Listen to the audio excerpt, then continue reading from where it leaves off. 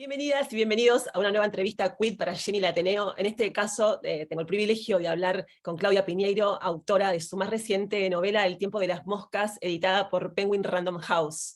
¿Cómo estás, Claudia? Hola, buen día, ¿cómo está Flor? ¿Cómo estás? ¿Bien? Todo bien, todo bien. Te veo con mucha actividad con la salida de tu nueva novela. Sí, la verdad que, bueno, es como que por un lado, siempre que sale una nueva novela uno tiene más actividad, más entrevistas y presentaciones y demás, y algunos viajes que tenía pendientes, y además que se nos suma que como empieza el Mundial pronto, es como que hay que hacer todo rápido antes porque parecería que después se acabó el mundo, entonces es como que se acumularon cosas, ¿no? Después la gente va a estar muy dispersa, pero vos escribiste una novela que realmente te tiene bastante atada, ¿eh? La verdad que en mi caso la leí en una semana, o sea, es como que no se puede dejar de leer. Bueno, muchas gracias. Bueno, vamos a empezar por el comienzo. Sé, por las veces que tuve la oportunidad de hablar con vos, que te gusta escribir a partir de una imagen. Me pregunto, en este caso, ¿cuál fue la imagen que te llevó a escribir El tiempo de las moscas? Bueno, vos sabés que justo en este caso en particular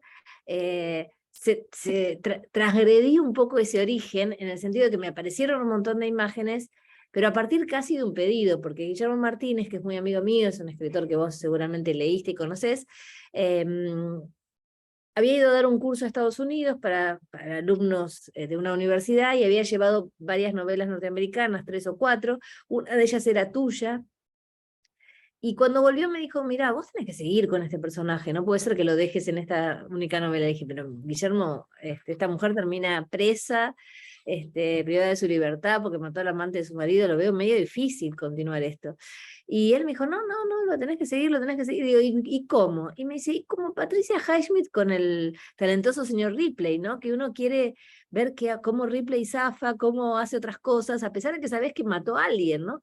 Claro, me quedó dando vueltas, en ese momento lo descarté, porque, sobre todo porque si lo continuaba enseguida iba a ser una novela de cárcel, de mujeres privadas de su libertad, que me hubiera costado mucho escribir porque no conozco el tema, y después en la pandemia me empezó a dar vueltas la idea esta, lo que me había dicho Guillermo, aparecieron otras imágenes por ahí que se fueron sumando, y entonces el motor debería reconocer que en este caso, más que una imagen, al principio había este pedido que volvió en la pandemia y al que se le sumaron imágenes, ¿no?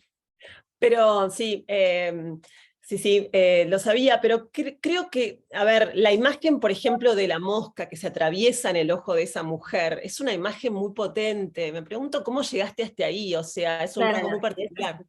esa es una de las primeras imágenes y tiene que ver con una visión personal. Viste que uno le presta a los personajes cosas que te pasaron a vos. Yo, por supuesto, no soy Inés, pero la realidad es que un día me di cuenta que tenía como una mosquita. Yo estaba yendo a las grabaciones del Reino, que es la serie que escribimos con Marcelo Piñeiro, y en la pandemia, entre marzo, que grabamos unas pocas semanas, y septiembre, que se pudo volver a grabar, quedamos encerrados. En septiembre, cuando volvemos a grabar, yo voy con todos los protocolos, fuimos el primer equipo de filmación que empezó a grabar con protocolos de pandemia.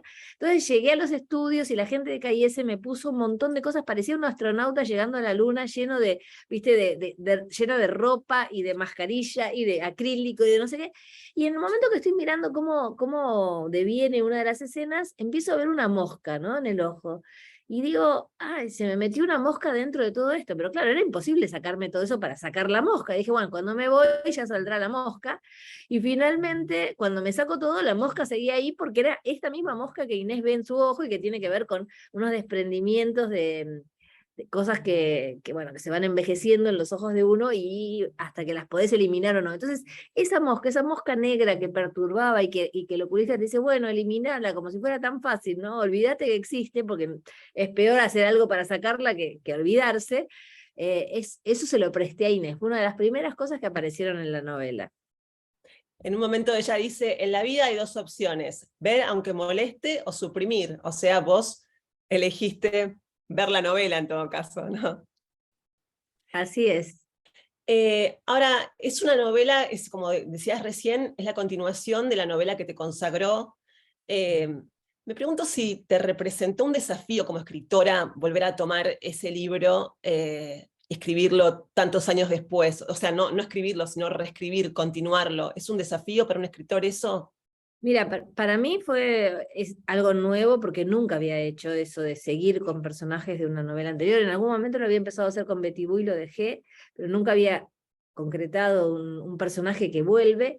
Y por otro lado, te digo que fue una de las novelas que más me costó. Me costó muchísimo porque había muchas cosas en Tuya que 15 o 17 años después tenía que traer de otro modo. Y hasta encontrarle ese tono, encontrarle esa vuelta, tuve muchísimo trabajo, ¿no? Por lo pronto es mi novela que más humor tiene y yo quería conservar el humor, pero a su vez había cosas que decía Inés en ese momento.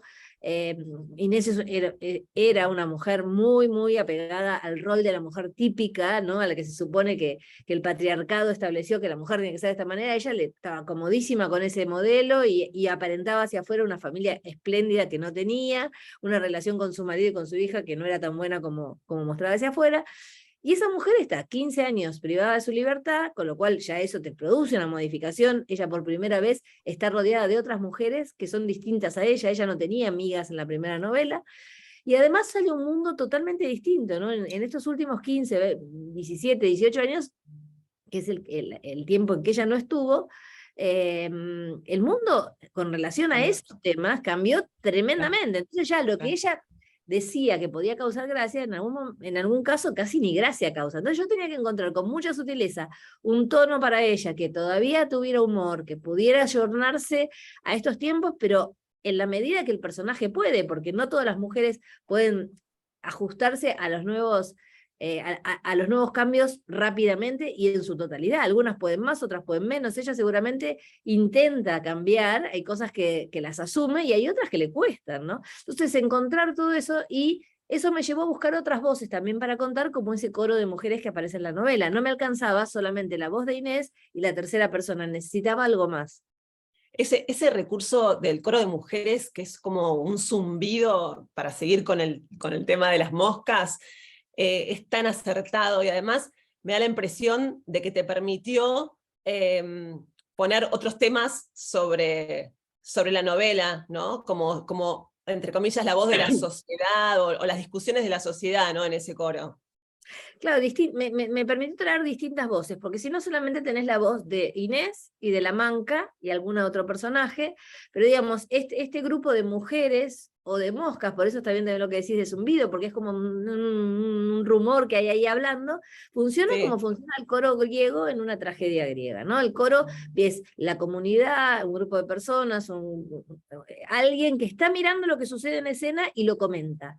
Y este Claro. grupo de mujeres está viendo lo que le pasa a Inés, a la Manca y a algunos otros personajes y va comentando, pero a su vez, al hacer esos comentarios, como decís vos, me permite traer otros temas más generales, ¿no? Llevarlo de lo particular a lo universal, ¿no? Y entonces si Inés y la Manca se están discutiendo acerca de la maternidad o acerca del rol de la mujer en los trabajos o acerca de la transición de género o lo que sea, ellas pueden hablar sobre el tema que está en la novela, pero a su vez se empieza a dar una discusión entre mujeres que opinan distinto, incluso dentro del movimiento de mujeres, porque no todos los temas están absolutamente consensuados como corresponde, ¿no? O sea, dentro del movimiento de mujeres hay distintas teorías, se piensan en algunos temas diferentes, se llegan a acuerdos y se avanza en la búsqueda de derechos, pero siempre con la posibilidad de disentir en algunos temas, ¿no?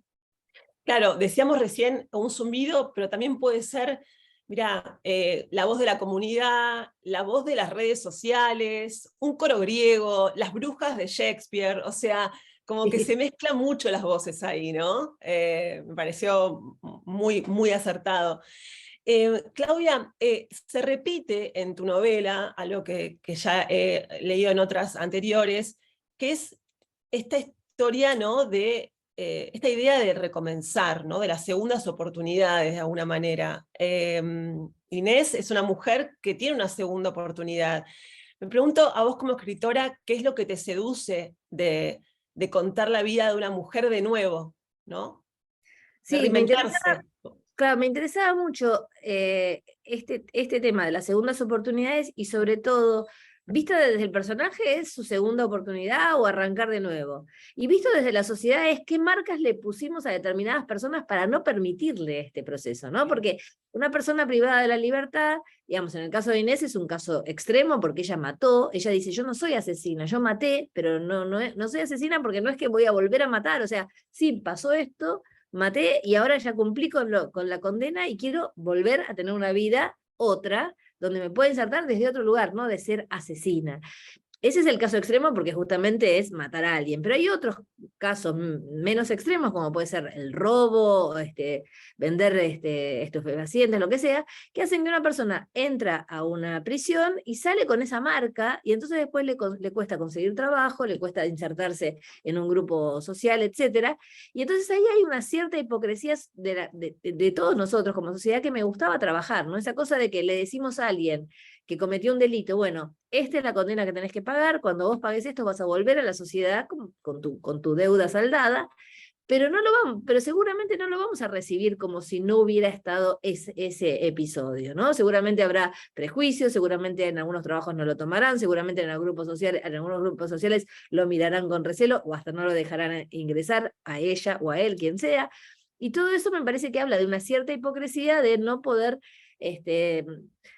como dar una solución a este tema que por otra parte se le suma las condiciones penitenciarias que no necesariamente hacen que una persona sale con los recursos que necesita para insertarse en la sociedad en una nueva vida, ¿no? ¿Fue el lenguaje una de las cosas que más te costó en este tiempo, ¿no? Atravesar. Sí, a mí me interesa mucho reflexionar sobre el lenguaje, y yo, digamos, cuando leí Tuya, no la leí hasta haber avanzado mucho con la novela, casi tenerla terminada, porque no quería que me influyera. Cuando lo volví a leer, lo que encontré más dificultad era con el lenguaje, porque había un uso del universal masculino muy fluido que hoy ya me molesta, digamos. Yo no uso para la literatura el lenguaje inclusivo, no me molesta que los demás lo usen, ni me molesta escucharlo en la vida cotidiana, me cuesta tomarlo por una cuestión de usos y costumbres, pero no me parece mal, pero estoy todo el tiempo incómoda con el universal masculino. Entonces, si tengo que decir algo, que tengo que hablar de los periodistas y estamos 10 mujeres, 10 mujeres y un varón, y los periodistas me suena raro, capaz que diría los y las periodistas, o no sé, le busco la vuelta en general para sentir que incluye lo que hoy creo que no incluye. Entonces, cuando estaba leyendo Tuya, yo encontraba reflexiones de Inés que decía, cuando uno piensa, y yo decía, ¿cómo cuando uno piensa? Porque claro, está bien Claro. decir cuando uno piensa porque es el universal masculino del género humano, pero si yo hoy tuviera que escribir nuevamente esa frase, diría cuando una piensa, porque me resulta como muy extraño decir de mí misma cuando uno piensa. Entonces ahí, el lenguaje es algo en movimiento, está todo el tiempo modificándose, más allá que después vengan las instituciones como la RAE a decir si esto está bien o está mal, eso es a posteriori, el lenguaje está en movimiento mientras tanto, por los usos y costumbres de la gente, y entonces hay ciertas incomodidades que todavía estamos transitando y que vamos a ver cómo terminan, ¿no? La novela, por supuesto que, bueno, como decíamos al principio, es la historia de Inés, que sale en libertad después de 15 años, después, bueno, por haber asesinado al amante de su marido, se reinserta, pero, o sea, está el hecho, digamos, del crimen puntual, pero por sobre todo es una novela sobre la maternidad, me da la impresión, porque se puede leer desde distintos lugares la maternidad, si querés desde el lado oscuro, como sucede en varias novelas que se escriben estos años. En ese momento, hace 15 años, no sé si se escribía tanto sobre esa parte del lado B, digamos. Bueno, son una evolución, sí, cada vez vemos más eso y justamente, digamos, me parece que la maternidad es un tema muy importante, la amistad también es un tema muy importante en la Sí. novela. En cuanto a la maternidad, en el caso de Tuya, que la escribí en el 2005, Inés era claramente una mujer que no quería ser madre. Había sido madre, pero ella había sido madre porque para ella una mujer que se casa tiene que ser madre, entonces fue madre, pero ese vínculo nunca lo pudo establecer. Entonces, de alguna manera, Tuya ya habla sobre este tema y Elena sabe que es mi tercera novela, lo habla claramente, el tema del deseo de no ser madre. En tuya ya estaba. ¿Qué pasa? ¿Cuál es la diferencia, me parece importante, entre la situación de Inés en tuya y en El tiempo de las moscas? En tuya, ella es incapaz de decir esto. O sea, uno como lector se da cuenta que ella tiene un mal vínculo con la hija, que no puede, que no le interesa la maternidad, que no puede No se siente madre, claro. no se siente madre, pero ella jamás reconoce eso. En cambio, en El tiempo de las moscas, sí, ella después de toda esta transformación, de haber estado 15 años privada de su libertad, de haber conocido otras formas de ser mujer, etcétera, puede decir abiertamente, yo no soy madre, yo soy una mujer que parí, pero no me siento madre. Y entonces vos fíjate cómo son las cosas. Cuando ella no reconocía este problema y se decía una buena madre, o se decía una madre interesada por su hija, etcétera, no pudo modificar nada de este problema. Recién cuando ella reconoce que está ese problema, en El tiempo de las moscas, cuando puede decir, yo no siento que quise ser madre, fui madre casi de casualidad, no me siento madre, recién ahí puede hacer un pequeño movimiento para mejorar ese vínculo. Lo primero que tiene que hacer es reconocerlo. Y me parece que, como decís vos, en la literatura empezó a aparecer esto, ¿no? El poder decir, bueno, yo no quiero ser madre, yo fui madre y no me siento cómoda con el rol, yo nunca voy a ser madre, cosas que hasta hace unos años atrás, por suerte, ahora sí, no se decían con tanta claridad, ¿no? Bueno, en el caso de Laura, la hija de Inés, que es madre y parece una madre feliz, también existe una contradicción cuando ella hace una especie de monólogo donde dice en un momento, bueno, que también cada tanto sueña con irse sola y no tener ciertas responsabilidades. Sí, Laura claramente quiso ser madre. Vos fíjate que en tuya ella evalúa hacerse un aborto, va a un lugar clandestino a averiguar cómo tiene que hacerse un aborto y finalmente decide que no, que quiere tener ese hijo, que quiere ser madre y luego tiene además otro hijo más con su pareja. Y yo creo que eso que ella dice, ¿no? Que por momentos quisiera estar sola en un lugar viendo un barquito, no sé si es una contradicción en este sentido. Ah, Eh, no, quiero decir, parecería que ninguna madre en ningún momento debería sentir, nos han enseñado eso, en este momento quisiera estar sola en un lugar claro, sin hijos, no tener que preocuparme de nada, sentir como que claro, no soy madre de nadie y pensar solo en mí, leer un libro y mirar el botecito que hace así.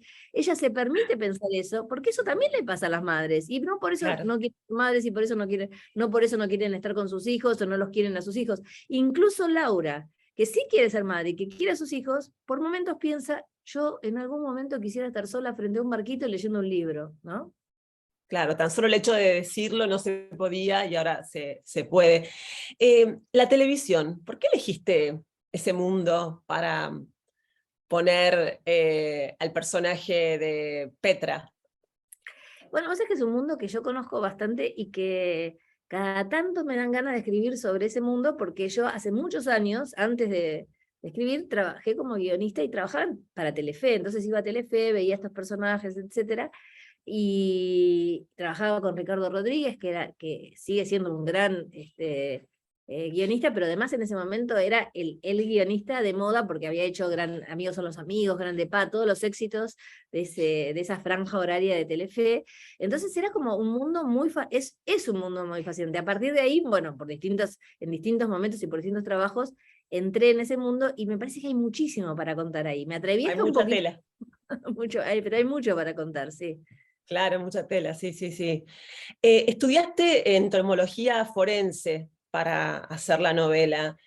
¿Cómo fue esa experiencia? Sí, digamos que más que estudiar hice Curso.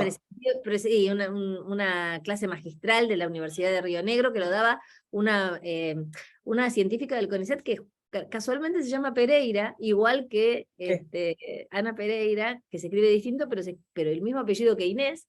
Y nada, yo estaba en la pandemia y vi que María Esperanza Casullo, que es una politóloga de la Universidad de Río Negro, dijo que la universidad iba a dar una clase abierta a la comunidad sobre este tema y dije, qué interesante, yo había hecho muchos cursos relacionados con lo forense y con la criminología, Sí. pero de otro tipo, ¿no? Estudio de la escena del crimen, estudio de perfilamiento de criminales, otro tipo de cuestiones.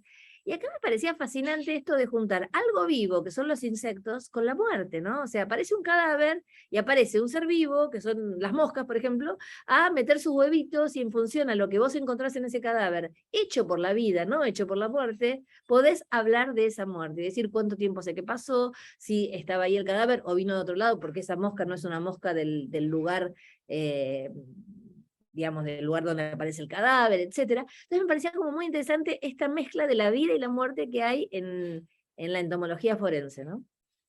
Y la característica de que la protagonista a las moscas no mata, O sea, Claro, ella ella, por una empresa de... Supongo que las personas que están leyendo, escuchando, perdón, esta entrevista, lean antes un poquito resumen para saber de qué estamos hablando, porque estamos entrando en detalle, pero bueno, hay un momento donde ella cuenta y explica por qué las moscas no las mata. sí, ella sobre todo se plantea, ¿y por qué habría que matarlas? Con todas las cosas buenas que hacen para ¿no? De degradar la basura, degradar un cadáver no sé, un caballo que se pone en el campo, gracias a que las moscas empiezan todo ese proceso de degradación, el cadáver en algún momento desaparece. Hay un montón de cosas, de estudios científicos que se hacen a partir de las moscas. Entonces dice, ¿por qué matarlas? Y de algún modo, cuando ella se pregunta qué matar y qué no, tiene que ver también con lo que le pasó a ella. Ella es alguien que mató y que ahora entra a la casa de otras personas a matar porque la llaman para matar insectos. Pero se pregunta todo el tiempo a quién hay que a quién sí digamos, es razonable matar y a quién no es razonable matar. Entonces, por eso pone como ese límite de yo moscas no mato, pero que seguramente tiene una referencia con su propia historia y con a quién mató y con lo que se arrepiente o no de lo que pasó, ¿no? Recién decías que además de ser una novela sobre lo que es una novela sobre la amistad. Son muy interesantes y muy buenos los diálogos entre estas dos mujeres, entre Inés y La Manca. Eh, y también cómo refleja eso los cambios que se están dando en la sociedad a través de los diálogos que ellas tienen. En La Manca, ¿qué pudiste encontrar para poder hablar de esos cambios? Yo creo que la Manca es una mujer mucho más contemporánea que Inés. Inés viene como los tumbos tratando de acercarse a la contemporaneidad. Y la Manca es como una mujer libre que ha aceptado todo lo que, digamos, todo lo que ha cambiado en el mundo lo fue aceptando y está como acostumbrada a rebuscárselas para sobrevivir, ¿no? Entonces es mucho más, en un sentido es mucho más espontánea y natural. A mí lo que me interesa también de la amistad de ellas dos, como dos mujeres que se sostienen para poder seguir esta vida después de que salieron de prisión, es también una cosa que cambió y en este caso hacia afuera, quiero decir hacia los lectores. Antes, hace un tiempo, vos le proponías a un lector una novela donde gran parte de la novela tiene que ver con una amistad entre un hombre y una mujer, perdón, entre una mujer y otra mujer, y quizás los hombres se sentían, ay, pero esta novela es para mí, porque si es una amistad de dos mujeres, a lo mejor no es una novela para mí. Y a mí me parece que desde hace un tiempo esto se rompió, ¿no? Y los hombres pueden armar el universal también desde una historia donde cuenta una amistad de dos mujeres. Creo que el caso como paradigmático es Elena Ferrante con La amiga estupenda, que es una novela que tuvo tantísimo éxito y que la leyeron tantos hombres como mujeres. Buenísimo. Claro. Y entonces me da la sensación que ahí se rompió algo en el sentido de que se pudo empezar a armar el universal desde el mundo de lo femenino también para los hombres como lectores. Entonces, en esto de los diálogos, también hay una cosa de hablar de ellas como mujeres, pero hablar de otras cosas también, de hablar cosas que nos interesan a todos y a todas, ¿no? O sea, de la vida misma, de lo que sucede, de si tengo que aceptar esto que me va a dar un dinero, ¿no? Porque en la novela hay una propuesta económica muy importante para ellas, que tienen que decidir si la toman o no, porque si la toman se van a salvar económicamente, pero si no la toman, perdón, si la toman se van a salvar, pero podrían quedar de nuevo muy cerca de perder su libertad nuevamente si son descubiertas. Entonces, en ese planteamiento de qué hago, ¿lo agarro y me salvo económicamente con el riesgo de volver a prisión o no? Hay algo universal, son dos mujeres diciendo eso, pero podrían ser dos hombres también diciendo eso, ¿no? Y también hay un momento donde ella está un poco enamorada, ¿no? De la protagonista. No quiero adelantar en la novela, pero hay una especie de amor reprimido ahí, ¿o no? Sí, sí, claro, sí, sí, hay muchas cosas más.